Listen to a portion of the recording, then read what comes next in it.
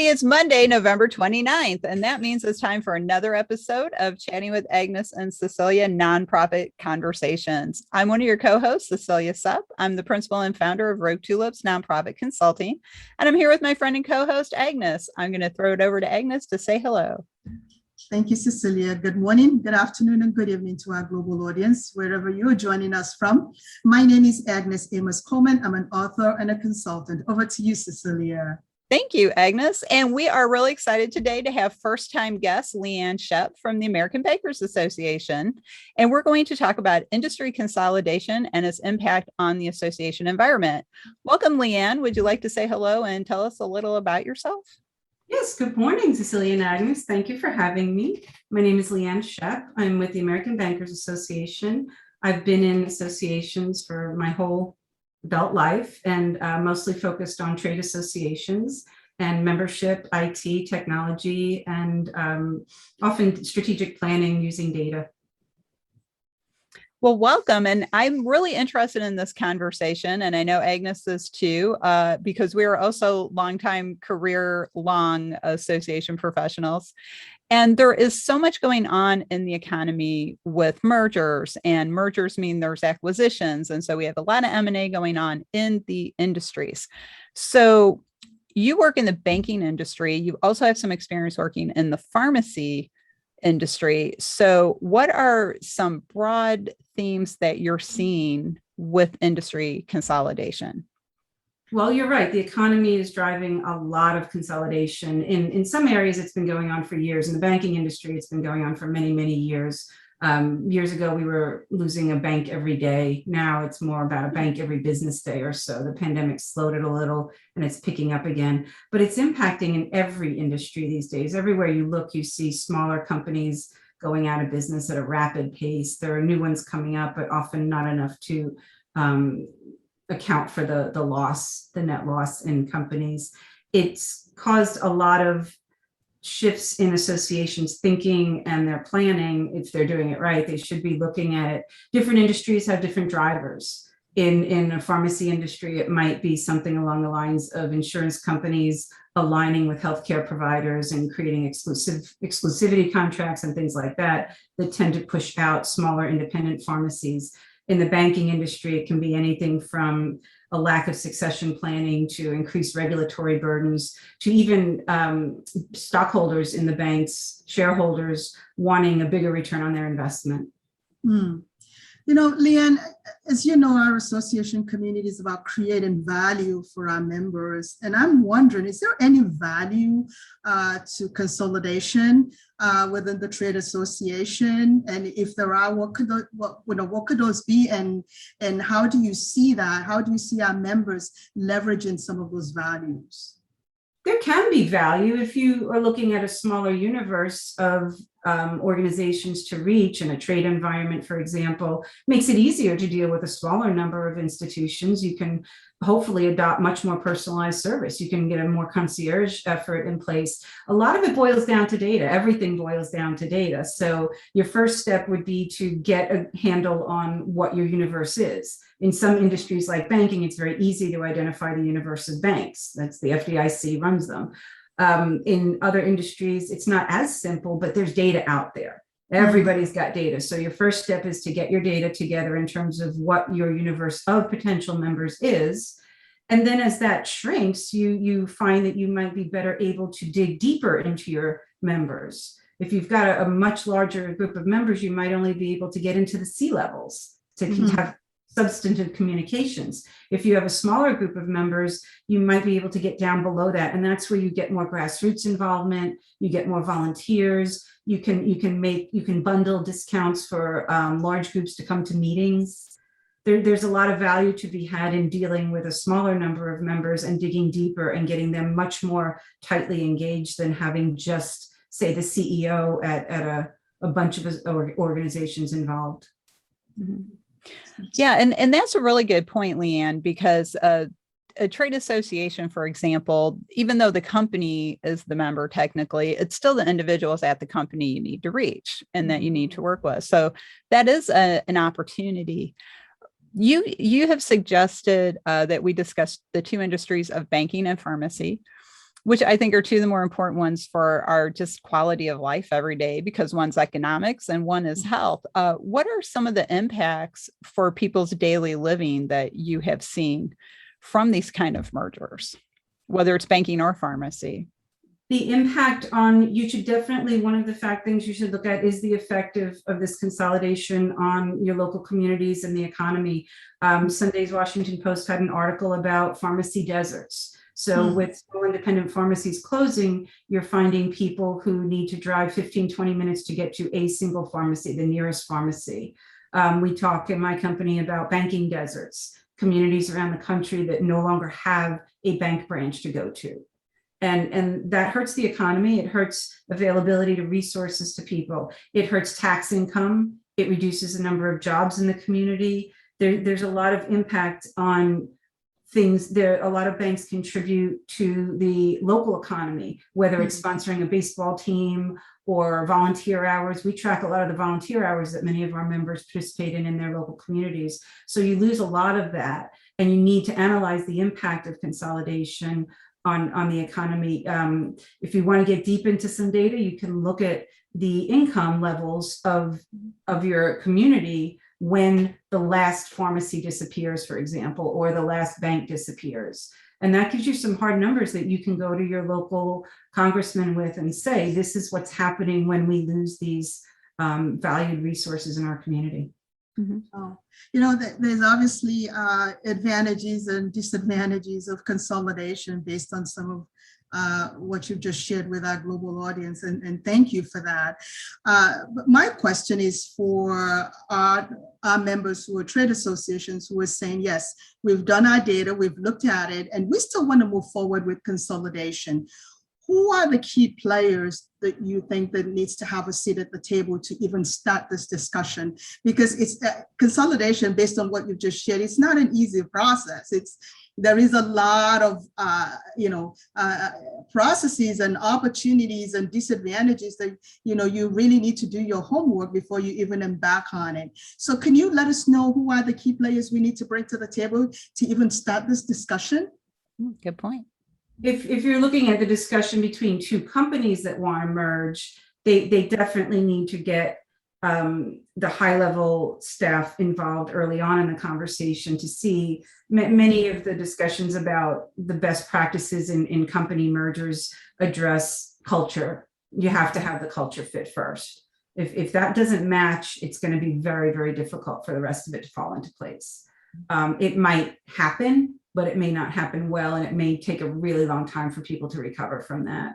So that's one of your first things that you have to analyze when you're looking at a merger.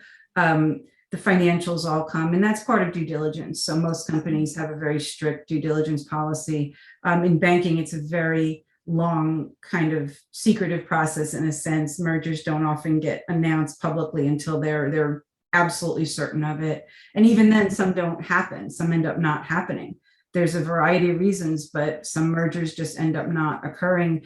They realize that maybe they find out later the culture didn't work, the culture didn't fit. Maybe it's a financial reason, but you need to do as much as possible early on with a good group of people and not get too outside and let too many people get involved in it. You need to have some quiet conversations first, I think, to talk about the realities of it.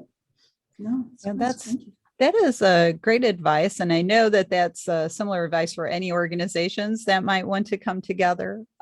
Now, we've talked a little bit about bank deserts. We've talked a little bit about pharmacy deserts, and I'm sure we're all familiar with that concept as it affects food deserts, which means there's no grocery store close by either. So it's hard to get something to eat. But is there anything that associations can do? We can't stop the mergers, but is there anything we can do to help our members continue that community outreach as things, maybe there's fewer locations? Sure, you can help larger organizations reach out more and show them evidence of the impact of not being in a community. When I talked before about showing the impact on volunteerism or contributions to the local economy, many organizations do try to do that. If they acquire a smaller organization, perhaps a larger pharmacy chain acquires a smaller one, they will try to keep a presence in the community that they're now serving. If they have to close 1 or 2 branches or whatever for legal reasons, if they just have too many too close to each other, they still try to retain a presence. That was often the reason for the acquisition in the first place, was to increase their presence in a certain area.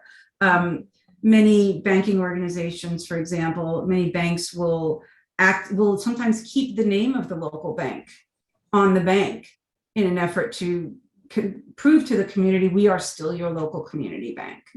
It's not an operating entity like that, but they're using it as a name, as a DBA name, just so they can remind the community, we are still the same banking organization. We just have a new parent. So there's a lot of things that the association can do. The association can work more closely with chapters, even if you're not set up as a federation. You can still have chapter affiliates, and they're suffering as much as national, even more so than national associations do in many cases, because they're losing their small little universe. Their universe was smaller to begin with, and they're losing that. So you can work much more closely with them to reach out to these new entities that are coming into their community and acquiring their smaller members, and help them operate more efficiently. The better you can have them operate, the better they can reach out to those local ones. So sometimes it's a third-party connection that you can make to help the organizations that are moving into a new community, or just purchasing another member to help them connect more with the community. Go ahead, Agnes. Yes, I was just going to say, I'm more interested in the social responsible consolidation, because as you know, we're human, and there's the human element here. And I'm always concerned about, of course, the positive side is great. There's an opportunity here for revenue resources. And then there's the human element of, some of the implication of that. And I'm wondering whether you could, Leann, share with our global audience what the social responsible side of consolidation within our trade association could look like for our global audience. It's tough. I think it depends a lot on the organizations that you're talking about. I don't know that consolidation will necessarily change a company's culture towards their social responsibility. If they didn't have it beforehand, there's not much that you're going to be able to do when they acquire someone to do that after the fact. I think if the company they're acquiring has had a strong social presence and a strong commitment to their community, that can be, whether it's legally negotiated or just communicated as part of the merger arrangements. We intend to maintain, we are asking that you maintain this presence in our community, and these social efforts that we were conducting all along, we'd like that to continue. And in some cases, what you might find is maybe somebody that ran a socially aware community presence at the smaller institution could be moved up to the national level. And I would think the company would be in a better position to negotiate that with the company that they were merging with and say, we'd like this to work at a national level. We think there's a potential here to broaden this. So let's put that person up and elevate that. And that's a very public commitment. That's a very visible commitment to what is happening in the community, and to be able to say, not only are we going to continue what you were already doing, we're going to elevate it, we're going to expand it, and we're going to make more of it. So I think a lot of that can occur in the conversations about the merger early on, and getting a commitment to that, I think would go a long way. If there's a way to get that in writing to really show the company, demonstrate the success of it, and then tell the company, this is how you can scale it and get it much bigger, and you'll look great, we'll look great. There's a value to the community that is now expanded. So you're showing the merger as a really positive thing. We're now taking good things that the smaller company were doing and expanding on them. No, I totally agree. And I think there's an opportunity for the organizations who are in the process of this consolidation to show a good brand, because if you align with social responsibility with your brand, then you have an opportunity to showcase that this consolidation is going to benefit not only our community, it's going to benefit us as far it strengthens our brand, as it were. So yes, I do agree with you there that there's a lot of opportunity for both parties involved. And sometimes it's you don't notice it. So think of a small, a startup that is very socially active, and they get bought up by a large, I'm thinking more along the food area, Cecilia, to what you're talking about before, food companies that get bought up by a larger conglomerate. Sometimes you don't realize that they've been purchased and that they're now owned by Pepsi or somebody like that, but they're still continuing their charitable efforts and their social awareness campaigns and things like that. So they may not have expanded a lot, but it's definitely maintaining it. And the new owner has committed to continuing those practices and assisting with that and not letting that fall by the wayside as part of the merger. Yeah, and we see that a lot. I know we've seen that just in the association community over the last couple of years. A lot of the smaller consulting companies have been purchased by a larger one, and the people who get purchased think it's great. I think sometimes, the community does suffer when that happens. That's another story. But this has been such a great topic. We're already at the end of our time. So I want to thank Leann for joining us for this episode. And this is a topic I follow. So thank you again, Leann, for joining us and sharing your views on this. We always like to ask our guests before we sign off, what's the one thought you would like our audience to take away today? And how can they reach you if they'd like to follow up? The one thought I would say is definitely look at your data. Look at your data to understand what's going to be happening in your environment and what's going to be happening in your industry, and look at different data to look at how you can better engage the members you do have as you go forward. And don't be afraid to do some creative things with maybe the smaller institutions that are struggling. They can be your best allies when all is said and done, and watch the value of that. And you can reach me on LinkedIn or at leannshepp@gmail.com. Great. Thank you, Leann. And Agnes, any closing thoughts from your side?